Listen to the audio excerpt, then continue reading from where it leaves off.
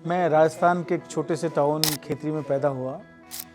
इन vintage cars को आने वाली जनरेशन के लिए बचाने के लिए प्रयास करूं, जिससे कि वो इसके इवोल्यूशन ऑफ मोटरिंग को समझ पाएँ। 1928 की डॉज विक्ट्री 6 गुजरात में आनंद में एक कबाड़ी मैकेनिक थे, उनके पास गाड़ी थी तो वहाँ से लेकर आया।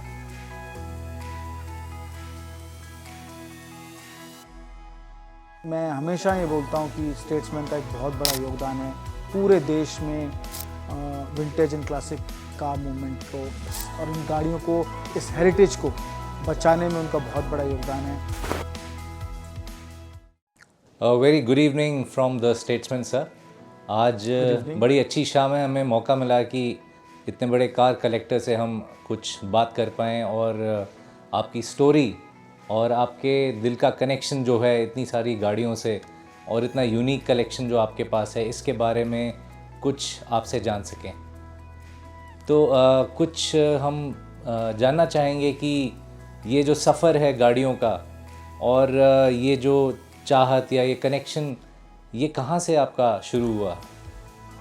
मैं राजस्थान के एक छोटे से टाउन खेतरी में पैदा हुआ और वहीं से मेरा ये पैशन शुरू हुआ।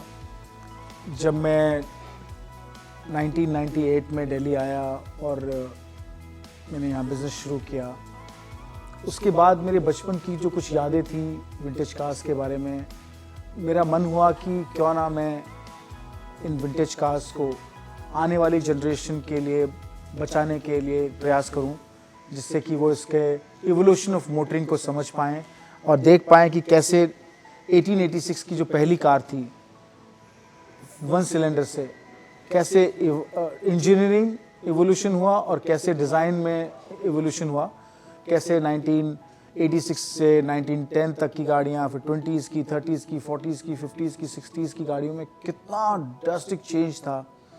मुझे लगा कि एक ऐसा सब्जेक्ट है, किसी को इसमें कूदना पड़ेगा और तब हमने इन कारों को बचाने का काम शुरू किया। तो कोई पहली ऐसी याद या कोई गाड़ी जिससे ये सारा इंस्पिरेशन शुरू हुआ, या पहली आपकी विंटेज कार जो आपने ख़रीदी या प्रोक्योर की, वो कौन सी गाड़ी थी सर?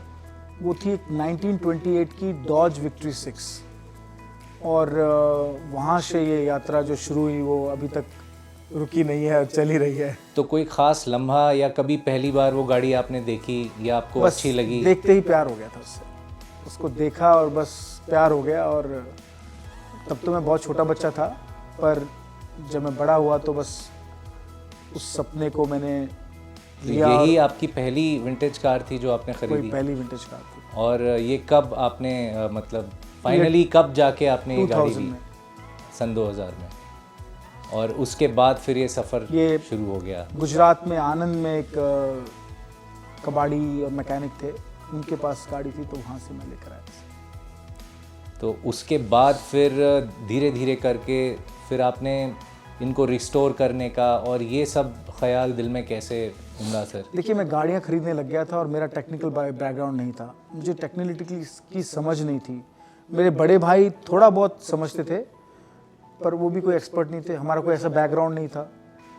तो पर उनके अंदर एक विश्वास था कि इन गाड़ियों को वापस से पुरानी ग्लोरी में ला सकते हैं और उनके उस विश्वास के कारण मेरा विश्वास बहुत स्ट्रांग था। तब मैं खरीद रहा था बस केवल, मुझे नहीं मालूम था कि गाड़ियों को वापस से इनके जीवन में कैसे लौटाया जाएगा। पर धीरे धीरे करके आप जहाँ चाहत होती ना, वहाँ राह अपने आप निकल आती बोलते हैं। स्टेट्समैन के साथ, स्टेट्समैन कार रैली के साथ आपका सफ़र अब तक कैसा रहा और कब ये सफ़र शुरू हुआ? मैंने फर्स्ट टाइम 2005 में फर्स्ट टाइम मैंने पार्टिसिपेट किया स्टेट्समैन में और तब से लेके अब तक हर साल हम अपनी गाड़ियों को वहाँ पार्टिसिपेट कराते हैं। तो इन रैलीज़ के दौरान कोई ऐसी गाड़ी जिसका आप जिक्र करना चाहेंगे जो आपको बहुत पसंद आई और फिर आपने वो गाड़ी फिर ख़रीदी भी, आपके इस कलेक्शन का उसको हिस्सा बनाया? ऐसी तो कोई गाड़ी नहीं है जो स्टेट्समैन में आई और मैं ख़रीद पाया हूँ, क्योंकि मोस्टली जो गाड़ियाँ स्टेट्समैन में आई वो अभी भी उन्हीं ऑनर्स के पास है मोस्टली कार्स। और विशेष गाड़ियाँ थी जो मेरे पसंद की गाड़ियाँ थी वो उन्हीं ऑनर्स के पास हैं। और पर स्टेट्समैन ने बहुत समझ दी और बहुत स्टेट्समैन का बहुत बड़ा योगदान है कलकत्ता में भी और दिल्ली में भी। ओनर्स को ये एहसास दिलाने के लिए कि इन गाड़ियों को जो पड़ी हैं उनके गैराजेस में, उनको बाहर निकालें, उनको रेस्टोर करें और लोगों को दिखाएं।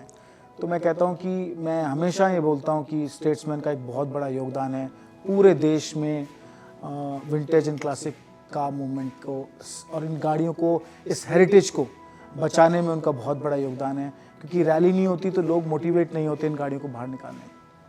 सर जैसे कि आपने बताया कि बहुत यूनिक गाड़ियां आपने उस रैली में देखी, आप अपनी कलेक्शन में सबसे यूनिक या कोई एक ऐसी गाड़ियों के बारे में बताना चाहेंगे जो सबसे ज़्यादा स्टैंड आउट करती हैं?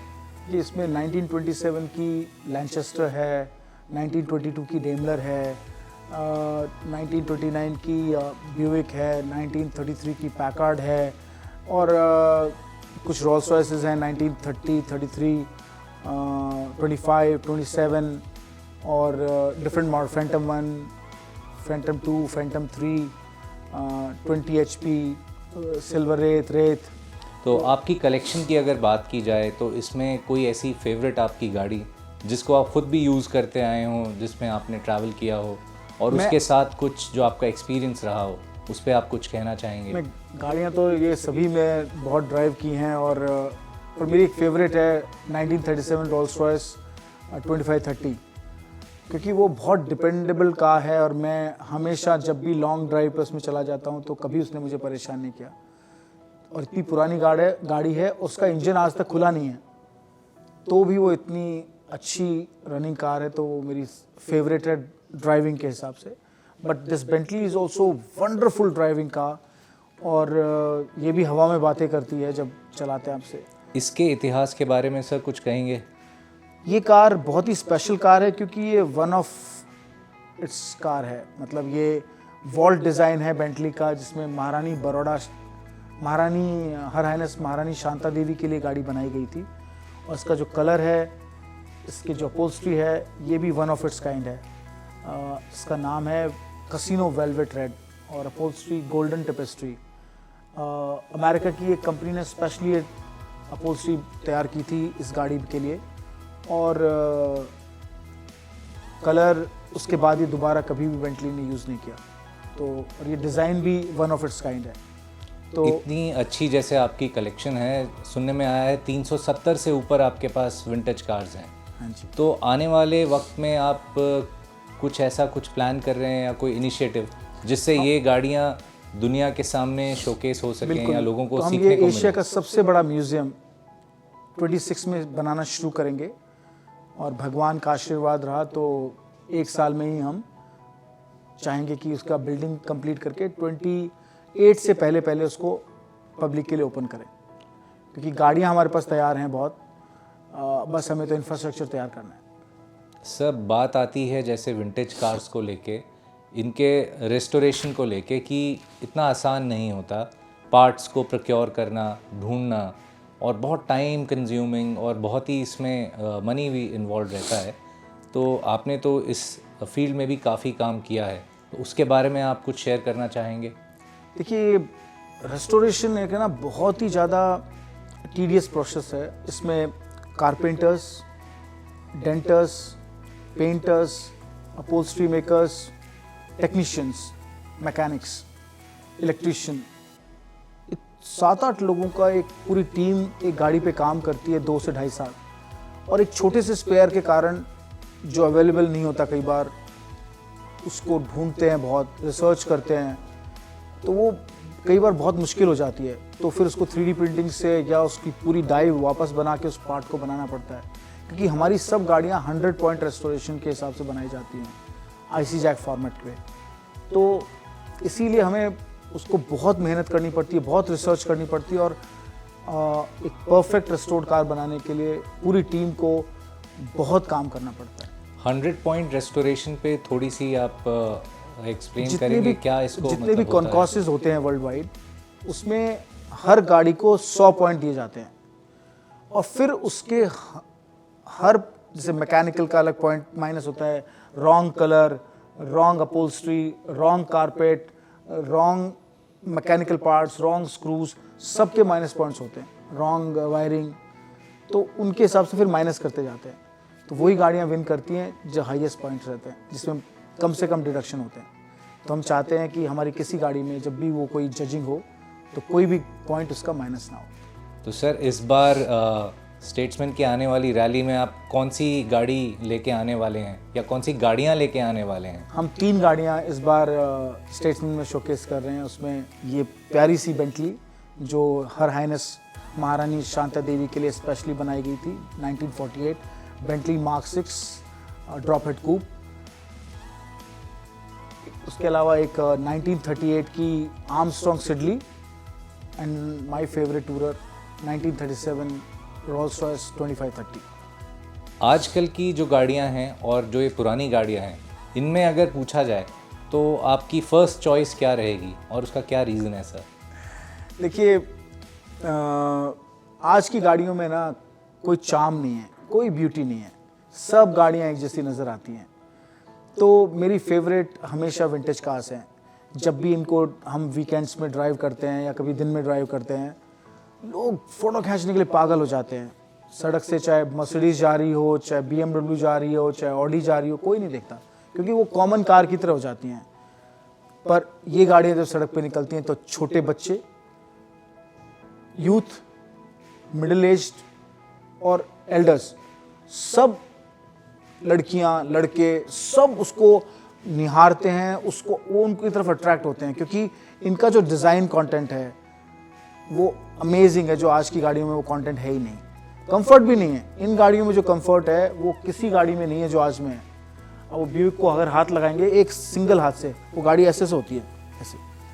तो मतलब आप देख सकते हैं कितना हाई क्लास सस्पेंशन है इन गाड़ियों में। आपको गड्ढा भी आ जाता है तो पता नहीं चलता है क्योंकि गाड़ियां विशेष लोगों के लिए बनती थी। अब गाड़ियां जो हैं, अच्छा पहले गाड़ियां जो होती थी वो विशेष लोगों के लिए होती थी और घोड़ा आम लोगों के लिए होता था। अब घोड़ा विशेष लोगों के लिए होता है और गाड़ी आम लोगों के लिए होती है, तो वो एक बहुत बड़ा डिफरेंस है। तो ये बहुत खास गाड़ियां हैं और इनको सजो के रखना हमारी बहुत बड़ी जिम्मेदारी है।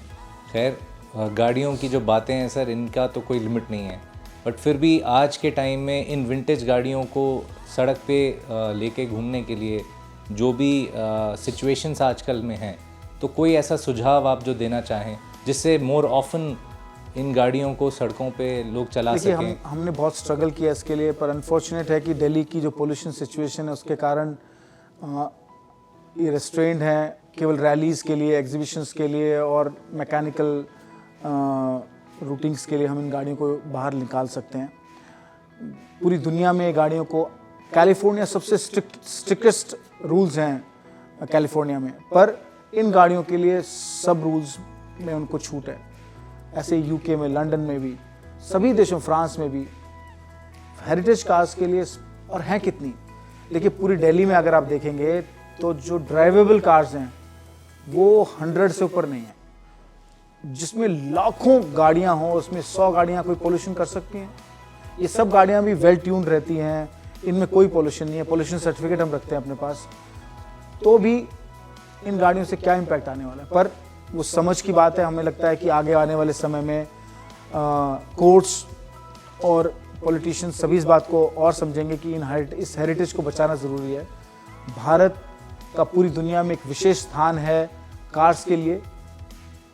पेबल बीच में भी और दुनिया के दूसरे के कई इवेंट्स में भी इंडिया के लिए स्पेशल क्लास होती है।